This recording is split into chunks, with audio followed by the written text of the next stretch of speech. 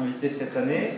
Je vais développer certaines choses dont je n'avais pas pu parler l'année dernière, présenter des nouvelles recherches et puis essayer de prendre un peu de recul par rapport à cette question des non-lieux. Je peux le faire aussi parce que je sais qu'il y a aussi la présentation d'Andrea qui est plus spécifique sur les aspects linguistiques de la toponymie et puis aussi l'exposition et les travaux de Christiane sur la dénomination de l'espace. Alors j'ai fait un titre en deux parties qui est beaucoup trop long, mais bon, c'est pas grave. Ça va permettre d'englober beaucoup de thèmes dont je vais parler aujourd'hui. C'est des recherches principalement que j'ai faites dans les Alpes depuis 2020. Je vais évoquer quelques aspects de ce que j'ai pu faire en France, dans le Dauphiné, en 2022-2023, mais je vais essayer surtout de parler de ce que j'ai appris en découvrant Evolène et puis en découvrant la toponymie patoise d'Evolène. Donc c'est des recherches de terrain sur place en Val d'Airain et dans des archivations que j'ai faites entre l'été dernier et ce printemps. Alors, un premier enjeu, c'est de quoi on parle. La toponymie, c'est un peu un mot qui a été forgé pour faire savant, par des gens qui voulaient faire savant et voulaient que ça se sache qu'ils étaient très savants, mais on peut parler simplement de noms de lieux. Pour moi, ça suffit très bien de parler de noms de lieux, d'autant plus que toponymie, ça peut avoir une ambiguïté puisque ça désigne l'objet d'étude, le nom de lieu, et en même temps la science qui réalise cette étude-là. Donc je veux parler surtout de noms de lieux. La toponymie, dans certains cadres en français, on va parler donc de cette double réalisation. La formation et l'évolution des noms-lieux, bon, c'est comme ça que l'IGN désigne le domaine d'étude. Je pense qu'on peut un petit peu élargir et essayer de prendre en compte surtout dans les sciences humaines comme la géographie, l'anthropologie ou la sociologie, la façon dont ces noms-lieux sont perçus, appropriés, vécus au quotidien, comment ils sont porteurs d'autre chose que d'une désignation de l'espace en particulier. Alors, la toponymie, les noms de lieux, c'est un sujet qui est évidemment politique. On est dans du langage, et dans du langage qui, comme l'a dit Claudine tout à l'heure, traduit le contexte politique, la façon dont le langage s'inscrit forcément dans des communautés qui se recoupent, qui se chevauchent, qui évoluent dans l'espace et qui changent dans le temps. Qui suscite des émotions parmi des gens. Moi, c'est souvent ça que j'essaie d'aller comprendre. Pourquoi est-ce que les noms de lieux créent des émotions, sont porteurs de mémoire parmi les gens? Et les émotions, forcément, ça fait agir les gens. Par exemple, ça fait tirer au fusil dans un panneau, ou ça fait s'équiper de peintures pour mettre en avant ou essayer d'effacer des noms qu'on n'aime pas parce qu'ils sont porteurs peut-être d'imaginaires politiques qui ne nous plaisent pas. Donc la France étant un pays de compromis et de mesures, vous avez peut-être déjà vu dans le paysage, dans vos régions, des panneaux comme ça. Par ici, je n'ai jamais vu, mais bon, pourquoi pas. Ça fait partie des modes d'expression qui, sans les juger positivement ou négativement, font partie du champ d'émotions et d'attitudes politiques dans lesquelles s'inscrivent les noms de lieux aujourd'hui.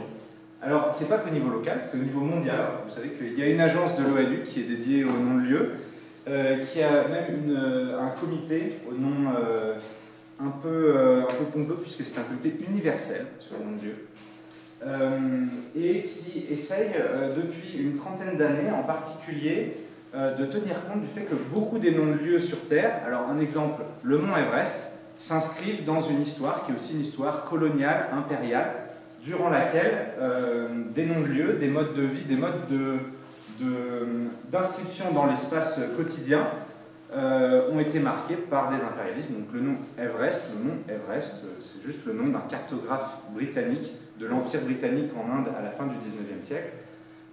Et c'est un nom qui a été promu parce qu'on disait qu'il n'y avait pas de nom local. Évidemment, il y avait un nom local, sinon plusieurs. Mais ça fait partie des récits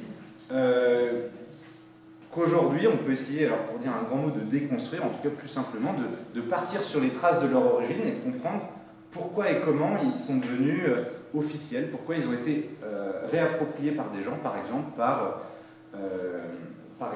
la communauté des guides de haute montagne népalais, dans le cas de l'Everest. Alors, les noms de lieux, ça suscite des discours dans plein de domaines. Dans le domaine de la linguistique, évidemment, de l'onomastique, donc la science des noms propres, dans le domaine de l'anthropologie, de l'histoire et de la géographie. mais il faut bien le dire, c'est un parent pauvre de la géographie.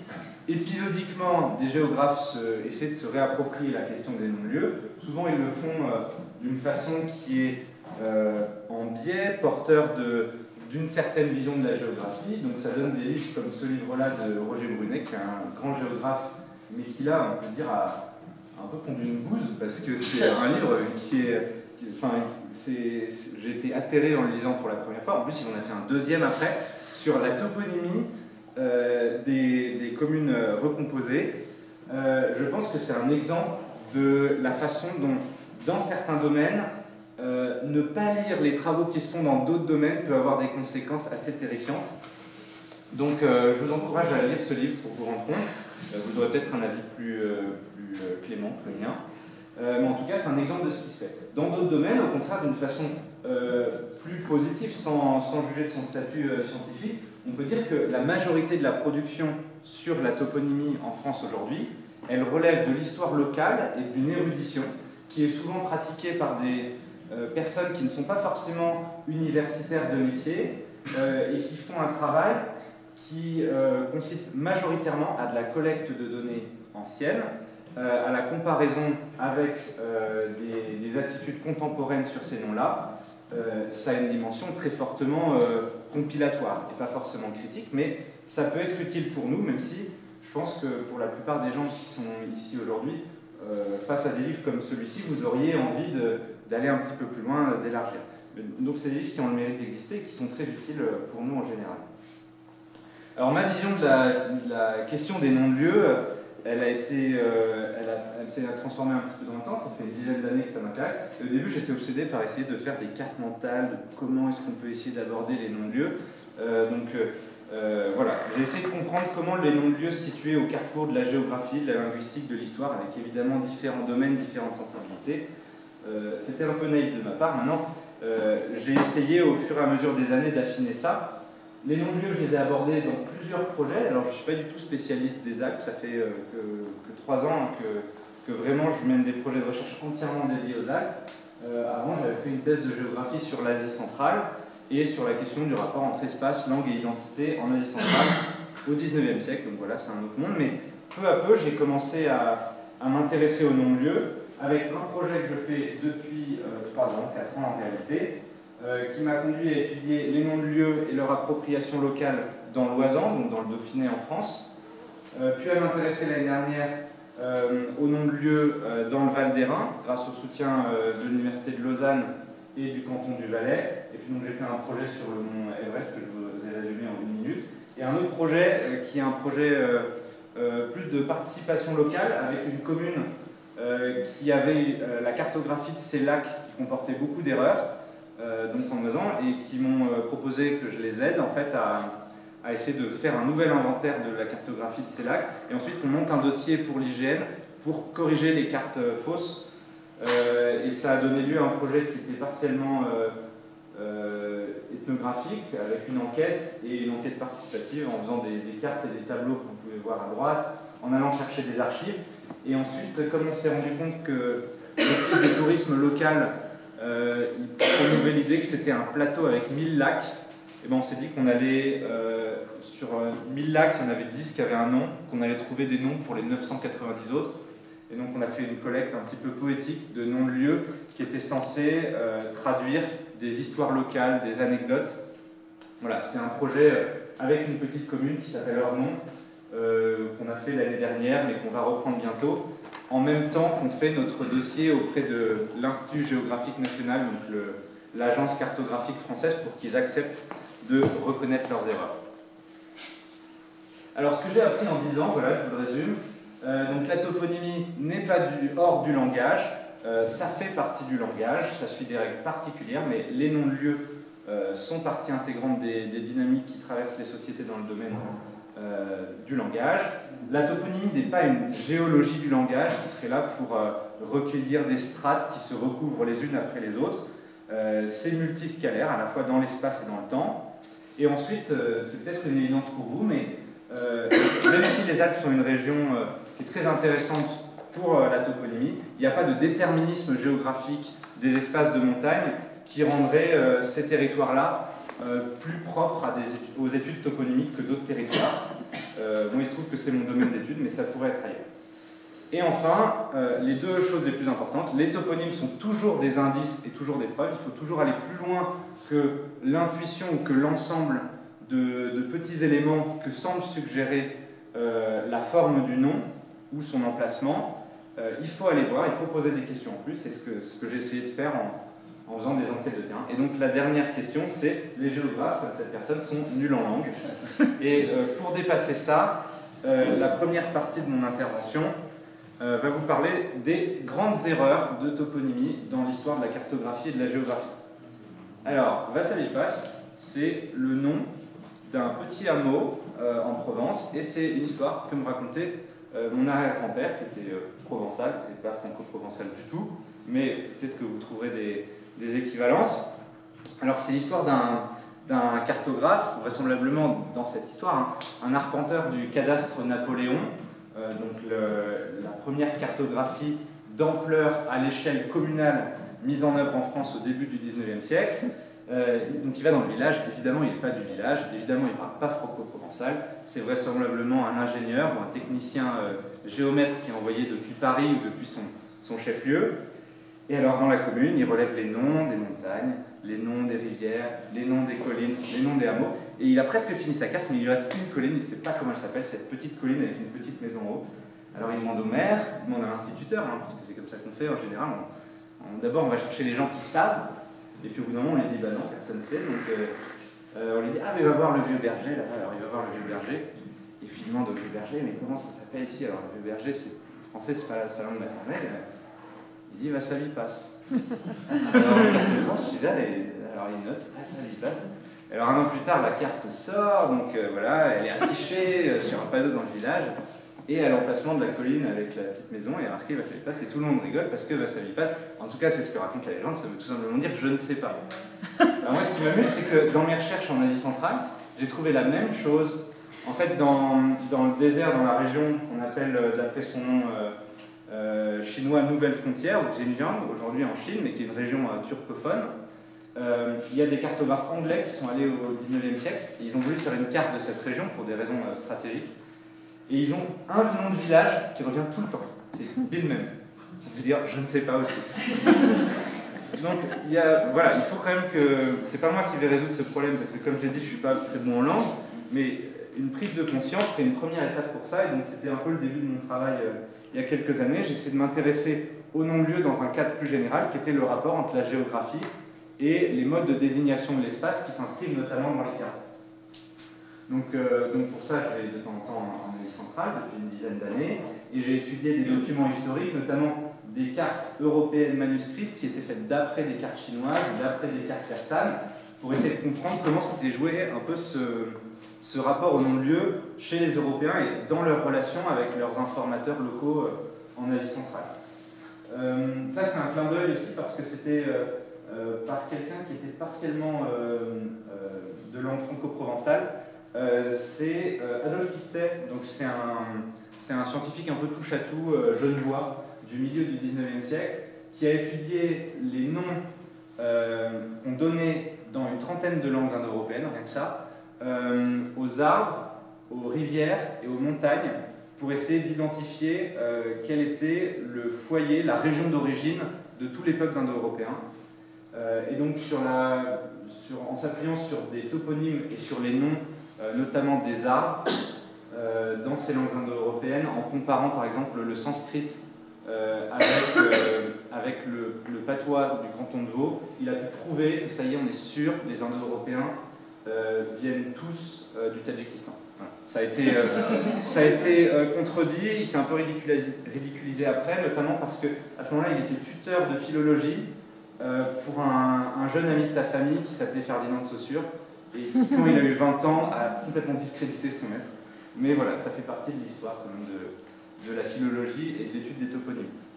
Alors en Asie centrale, on avait souvent des exemples de toponymes qui étaient trompeurs et qui trompaient les cartographes. Alors par exemple, on a un cartographe britannique qui a fait une très grande carte de l'Asie centrale qui était très précise sur le plan géométrique, géomatique.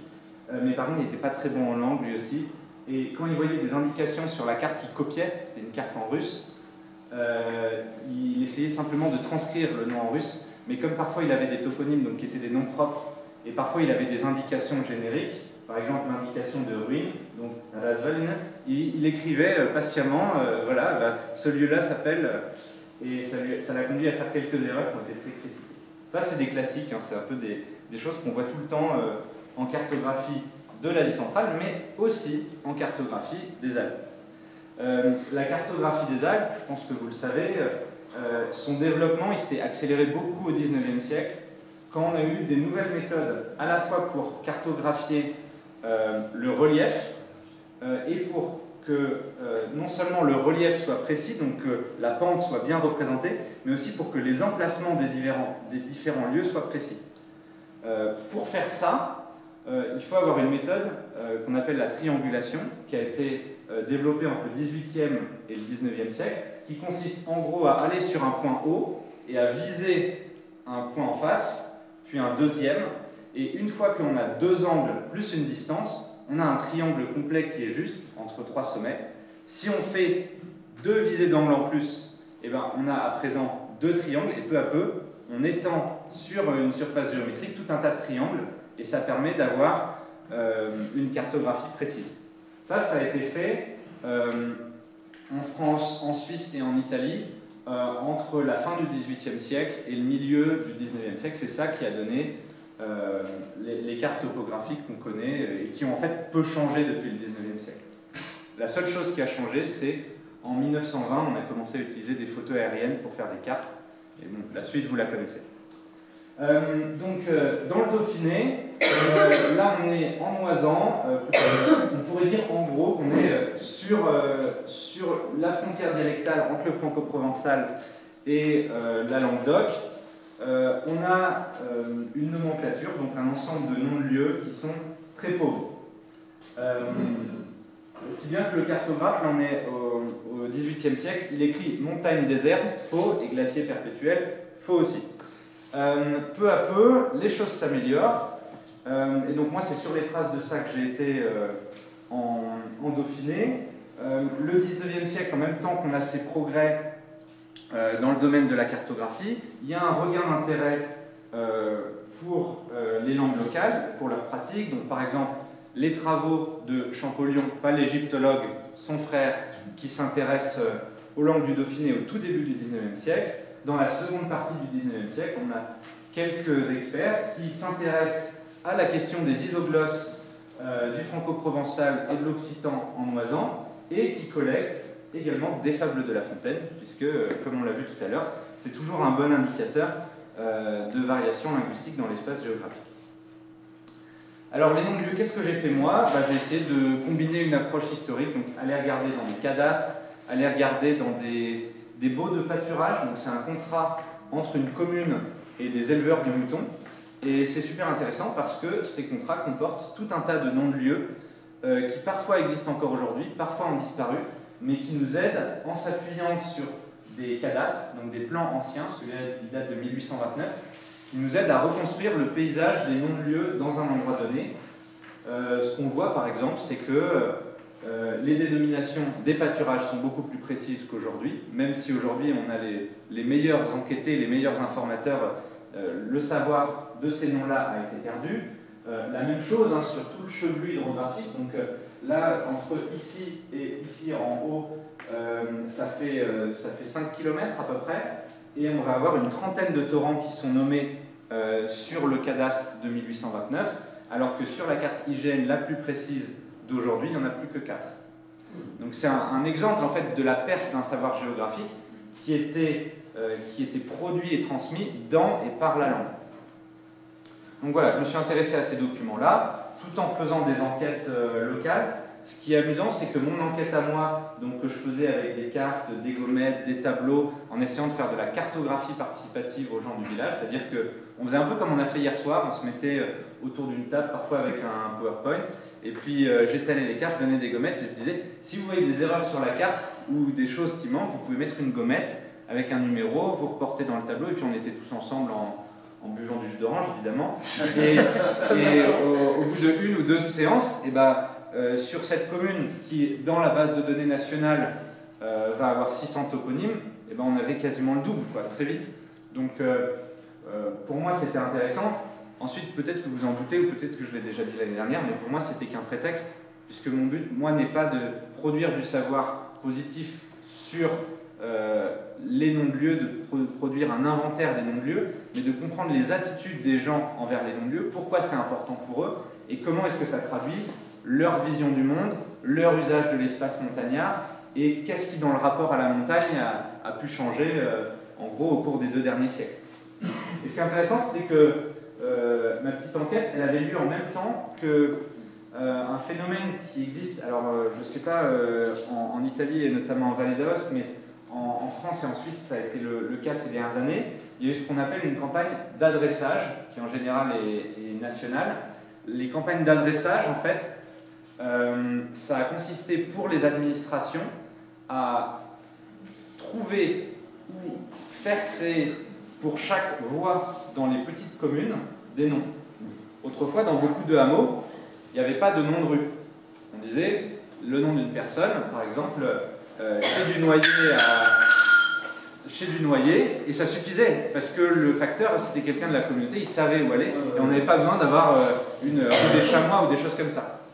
Donc, depuis 2018, en France en particulier, c'est obligatoire, à la fois pour les forces de secours, pour la poste, et aussi pour, comment on appelle ça, Amazon, le commerce en ligne, c'est obligatoire d'avoir des adresses, puisque c'est en utilisant leur GPS qu'une grande partie de ces fournisseurs de services se déplacent et repèrent les endroits où ils vont, en particulier dans les communautés rurales et notamment montagnardes. Donc la commune dans laquelle je travaille, Saint-Christophe-en-Moisan, a été contrainte de retrouver ou d'inventer des noms pour chaque petite voie. Sachant que Saint-Christophe-en-Moisan, c'est une commune de 110 habitants qui fait 25 km par 25 km avec 110 sommets de plus de 3000 mètres. Donc qui est divisé en 8 vallons, plus un vallon principal, avec une population qui vit à l'année dans 6 hameaux, mais qui en réalité a 12 hameaux. Donc évidemment, c'est une commune qui a un budget secrétariat de mairie pas illimité, donc ils ont dû faire au plus vite. Moi, j'étais pas encore là en fait quand ils ont fait la collecte, donc j'ai pas pu participer ou même aider à la collecte, mais j'ai pu être témoin et avoir les archives de cette collecte-là.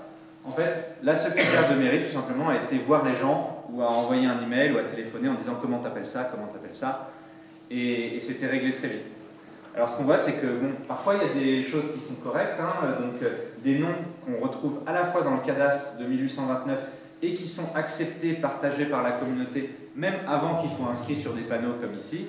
Donc, voilà, c'est un peu comme partout, comme à Evolène, ils ont fait des petits panneaux en bois avec des petites montagnes, des petits animaux, pour montrer qu'on était dans une commune de montagne. Parfois c'est un peu surjoué, mais les touristes aiment bien. En tout cas, globalement ça a été bien fait. Montée du Roure, qu'est-ce que ça veut dire Roure pour ceux qui... Ouais, c'est une chaîne en franco-provençal aussi. Parce que, alors, c'est là que je révèle mon jeu quand même. Saint-Christophe-en-Moisan n'est pas une commune dans l'ère linguistique franco-provençale. Elle est assez nettement dans l'ère occitane. Voilà. Même s'il y a une petite influence. Oui, issu de Robourg. Ouais.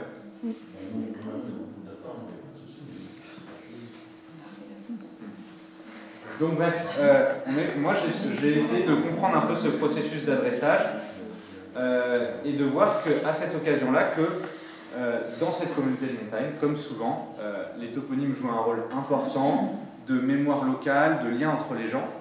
Et ça m'a conduit à formuler une hypothèse sur le fait que les noms de lieux ne désignent pas seulement l'espace pour se rendre d'un point A à un point B, mais ils servent aussi, en quelque sorte, dans certains endroits, alors je développerai après, mais de mémoire secrète, de mémoire ésotérique. Ils créent du lien dans la communauté en permettant de distinguer qui est intérieur à la communauté et qui est extérieur à la communauté. Alors c'est une nouvelle hypothèse que j'ai essayé de réitérer sur un site que je ne connaissais pas, donc en l'occurrence Evolène. J'avais des notions assez vagues sur la commune, même si j'avais entendu quelques petites choses sur le cas régime cas sujet l'année dernière. Mais cette enquête que j'ai pu faire dans les mois depuis l'été dernier m'a appris quelques petites choses. Alors le cadre sur Evolène que vous connaissez, hein, pour certaines et certains d'entre vous, mais donc 209 km², comme Saint-Christophe-en-Moisan, c'est une commune qui est vaste, qui est assez peuplée, avec un habitat dispersé, où il y a un maintien remarquable du patois, et des noms de lieux qui ont quand même des origines majoritairement romanes, mais un peu plus diverses que ça, avec une très grande densité de noms de lieux. Donc à la fois à l'écrit, grâce au travail de collecte qui a été fait et refait à la fois par des groupes de patoisans, notamment Gisèle Panatier, Hilaire Dumoulin, et par le travail de l'Office fédéral de topographie suisse, donc Suisse Topo. Cette grande densité des noms de lieux, elle traduit des usages de la montagne qui sont variés, qui sont riches, et surtout qui s'inscrivent dans un continuum d'activité depuis des siècles, mais il n'y a pas un abandon du mode de vie agro-silvopastoral à Evolène, même si le tourisme, bien sûr, occupe dans l'économie de la ville, et, enfin de la vallée, un rôle plus important qu'auparavant. Mais ça ne veut pas dire que les pratiques ancrées dans le territoire, comme l'élevage, la chasse ou la foresterie, ont disparu. Et dernier point que vous connaissez bien maintenant, on a une grande variété des graphies qui donnent lieu selon le regard qu'on peut porter, à des contradictions, des incohérences ou une grande richesse qui est intéressante à étudier. Donc l'attachement au lieu, c'est ce qui m'a frappé dans l'Oisan et c'est ce qui m'a frappé aussi à Evolène en premier. Je suis évidemment pas le premier à le remarquer. C'était le cas d'une figure des études linguistiques et toponymiques suisses qui s'appelle Jules Gay. Il n'était pas valaisan, il était vaudois, mais son travail est assez riche, notamment à travers un livre qui s'appelle La montagne et ses noms, qui date des années 40, il me semble. Mais avant ça, il avait fait un travail plus bref sur le Val d'Airain, dans lequel il y a cette citation un peu absurde, mais qui est drôle et parlante. Alors je vais la lire in extenso. « Supposez encore ce qu'à Dieu ne plaise qu'à la suite d'une invasion soviétique et Rémence vienne à s'appeler Trotskyopol, ou enfin qu'une réforme à l'américaine remplace les noms de lieux par des numéros comme ceux des automobiles, le Monte Rosa deviendrait le CH 1545 U7. Tout cela nous démontre, par absurdum, combien les noms des lieux, comme ceux des personnes, sont chers au cœur humain. Au cœur humain. C'est bien dit, ça.